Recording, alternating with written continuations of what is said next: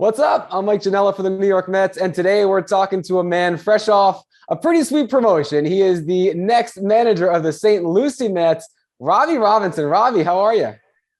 Doing great, man. How are you doing? I'm doing great too. It's great to talk to you because you're just coming off some of the most exciting news of your life, and we wanted to chat with you, find out about you as a manager, as a person, what to expect from you down in St. Lucie with the Mets low A affiliate this year. But first of all, congratulations on getting the gig. A couple of years that you spent now managing rookie ball in the Twins organization, then last year with the Florida Complex League Mets. But now you're in the A's. So how did you find out? What was your reaction? And has it sunk in yet? Yeah. First and foremost, thank you so much for having me on. And yeah, my reaction to this was, excited, honored, humbled. I feel so fortunate for the opportunity just to help develop players along to the big leagues, and excited to work with this group of prospects, and to be able to collaborate with staff and do that on a daily basis.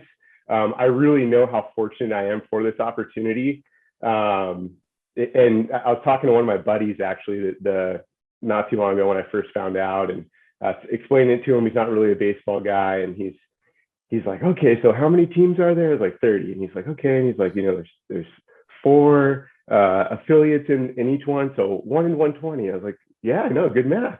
And I'm like, dude, you know what? He's like, this is awesome. And it really hit me then of like, I am so fortunate for this opportunity, and I know that so many people don't get this opportunity, and I feel completely humbled and honored to be with the Mets and to be with this group of guys.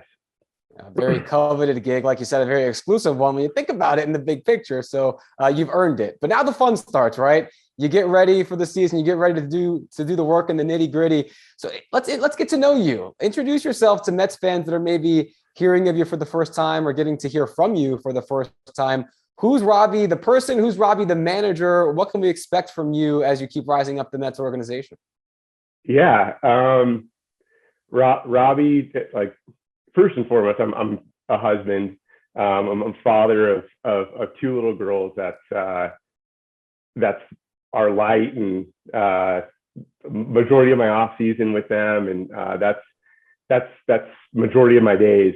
I'm a hugger. I'm a crier. I'm a listener. My wife might think differently, but I think I'm a pretty good listener. And I think there's a lot of similarities when looking at, being a father and being a manager, and, thinking about that. But when I think about the manager role, it's really my job on a daily basis to get a read of the staff and the players, and how they're doing, and to facilitate a thriving environment. And that's not too far off from what I'm doing here in the off season. But overall, it's just coming in with a clear mindset, and giving what I got for that day, and reminding myself, we talk to our guys about one pitch at a time, or staying in the moment and things like that. I need to do that as well. And I need to be able to come every day with energy for these guys and for my family. So a little bit there. And it's worked so far. I mean, your first couple of years doing this in rookie ball, pretty impressive record, 112-65. That's a lot of ball games won, a pretty good winning percentage. Besides the listening and the hugging and the clear mind, anything tactically, anything strategically, anything philosophically, what are some of the reasons that have led to your success so far in the early part of your career? Yeah, good question. It's an absolute privilege to manage and direct a group of people. The growth, isn't necessarily the record. It's the product of the daily environment that we set as a staff. It's the mindset. It's the mental clarity. It's dealing with ups. It's dealing with downs. It's learning how to win and how to do that. I think winning is the result of development, and coming every day hungry, ready to go. Again, like checking in mentally. It's a combination of multiple things that isn't just me. It's our supporting staff. It's our mental skills team. It's our nutritionist, and everybody coming together and just making this thing function, and then communicating that out on a daily basis of, this is the goal, this is the plan, and then communicating that out to the player, and staying consistent with that and believing in it. I'm glad you bring up the winning and the development, because that's at the major league level, it's win, right? That's what Right. Everyone's there for. But below that, it's this balancing act, this juggling act, where if you have a losing record, maybe that's not the worst thing if the players themselves showed individual growth and development and progress on their way to the majors. Have you found that difficult, or is that something that comes naturally to you, that balance between the two, or is it yin and yang for you? Yeah, I mean, it's a part of the formula. It's a part of the circle of the game. When looking at like philosophy and like, talking with our leaders in our organization, Mets philosophy is to develop the player and to give them the best preparation based on individual and team development while learning how to win. We're here to develop and we're here to win. There's yin and yang and goes hand in hand, and it's a big part of the formula. I like to look at it as game one versus game 100. And minor league seasons are long, and this game's tough, right? But game one, you come in, you have energy, you come to the ballpark, you're prepared. The nerves haven't set in yet. You're hungry. You're willing to listen. You're willing to learn, and the energy's high. And for me, I want that same exact energy, drive, passion, determination to win and to develop game 100, game 110. And if we can do that consistently throughout the entire season, we're thriving as an organization, and we're going to win. We're going to win off the field. We're going to win on the field. Development and winning creates leaders. And I think that leadership is such a crucial part of organizational success. And I mean, getting back to it, it's a part of the formula. It's the whole circle of the development is winning as well. Well, some of the numbers and the people and the players are going to plug into this formula are going to be good ones. They're going to be young ones. You're going to get a lot of toys to play with at low A, especially post-draft. A lot of these guys getting their first taste of pro ball, and over that long season, like you said, it's different than the complex leagues where there's travel now, and there's road trips, and there's a lot more that goes into it. And for you too, as a manager, you're jumping up a level now. So, how do you think you're going to approach dealing with a lot of these players that are getting this taste for the first time? And then how are you expecting things to be different for you from some of the rookie ball you've done to now in one of the A leagues? Yeah. There is differences, right? There's the stadiums, there's lights, there's fans, there's travel, there's hotels. But at the end of the day, it's baseball. No matter if there's one fan in the stands to 60,000 fans in the stands, no matter what the environment is, rain, shine, we're going to develop and we're going to prepare to win no matter what the situation is. The goal is to stay consistent. And if we can take that approach as a group and talk about that throughout the year and go, it's not all going to be smooth sailing. But again, what's the mentality? What's your physical preparation? What's the nutrition look like? Hydration, recovery, visualization. Are you flushing your last at bat? Are you staying in the moment? Are you giving your best effort when the first pitch is thrown, when the lights go on? Are you doing those things? And if you are, and you're staying consistent with that, you're going to be successful. And just reminding the guys that we're going to repeat that day in, day out. And, it's a graduation of level. Yeah. But it's still baseball at the end of the day. We're still here to develop you and to win and to get you to the big leagues. Yeah, see ball, hit ball, throw ball, catch ball, 9 guys in the field, whether it's Citi Field or down in St. Lucie. Yeah, you're right. It's a lot in common. So For what's exciting sure. you the most, Robbie? I'm sure you've had a lot of thoughts racing through your head since the announcement. I'm sure you're thinking a lot, maybe staying up at night. When you think about come springtime in the summer, what pumps you up?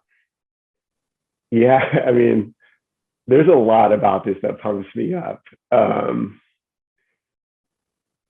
The evaluation of the player on a daily basis, that gets me excited, that pumps me up.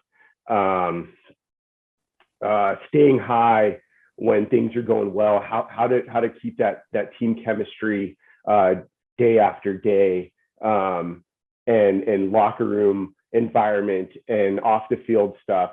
And when things don't go right, when we're low and we're in the trenches, how do we get back and recover?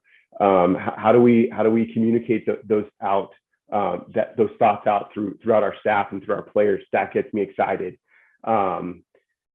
The experiences overall that we're going to experience as a group, to not overthink the game, to keep it simple, as you mentioned, to read the room, that gets me excited. To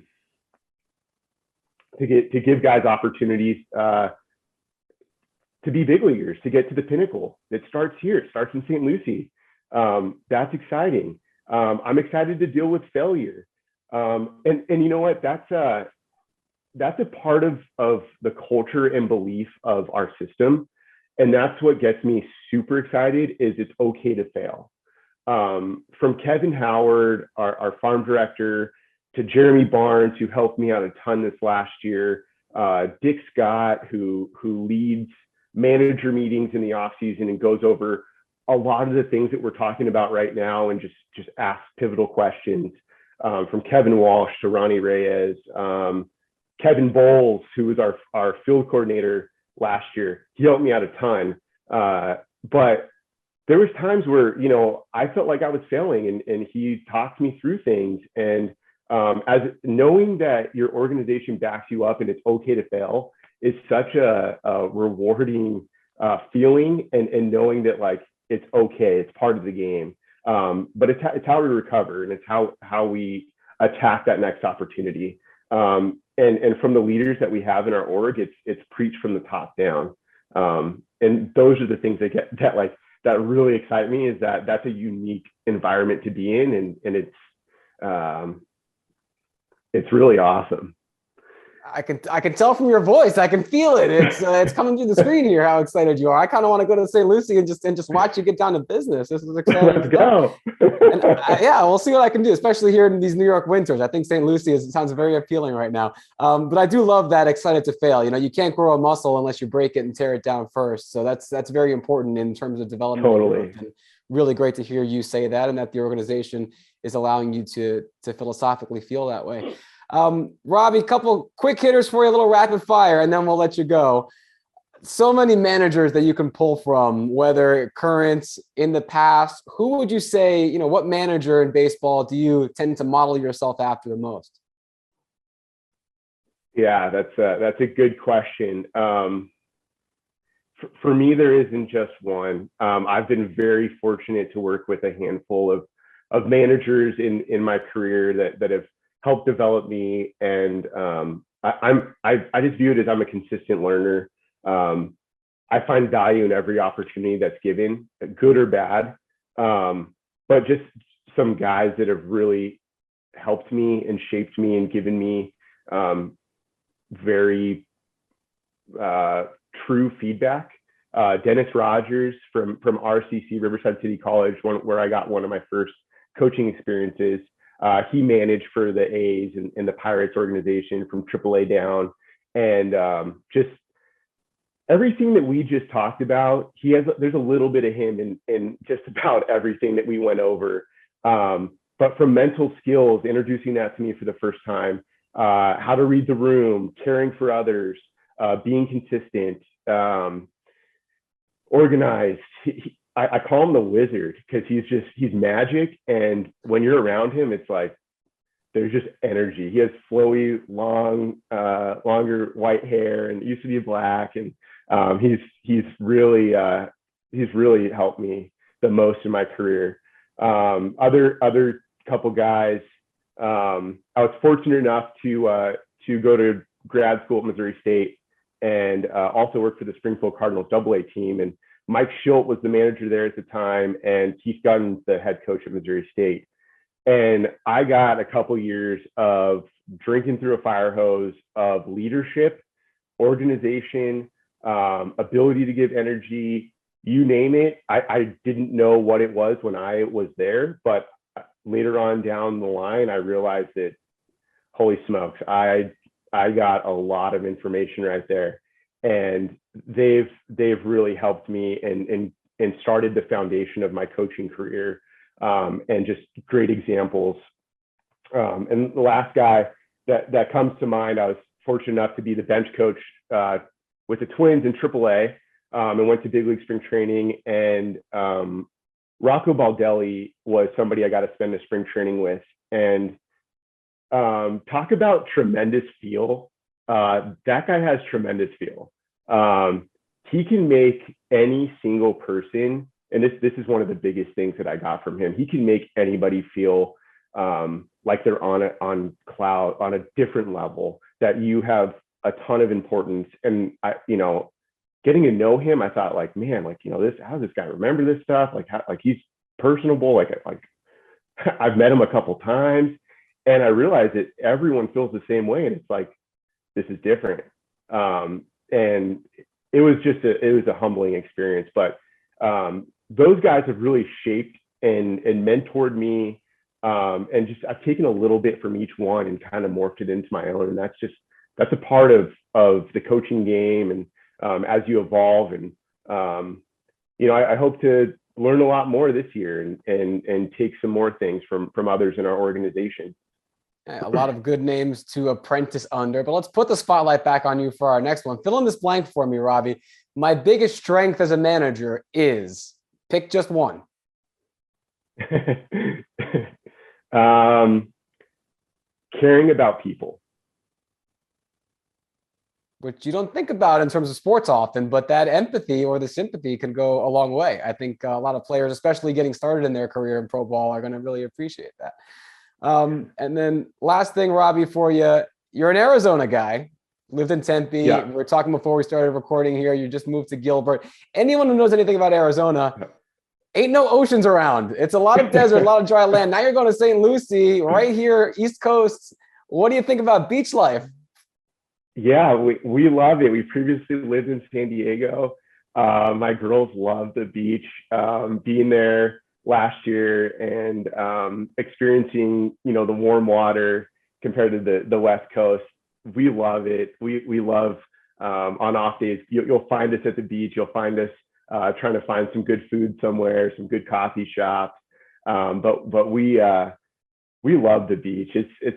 It's a part of who we are, and it's nice when we're in the desert and we have some mountains close by. But when we get to Florida, we know we're going to be going to the beach on some off days and spend some time there. So it's fun. Well, the beach is waiting for you, and a lot of baseball is waiting for you too. Robbie Robinson, the new manager of the St. Lucie Mets. Appreciate it. And you're a man with good taste. The Mets quarter zip, I must say personally, looking good. And best of luck to you this season. Appreciate you taking the time. Hey, thank you so much. I appreciate it, and good luck to you as well.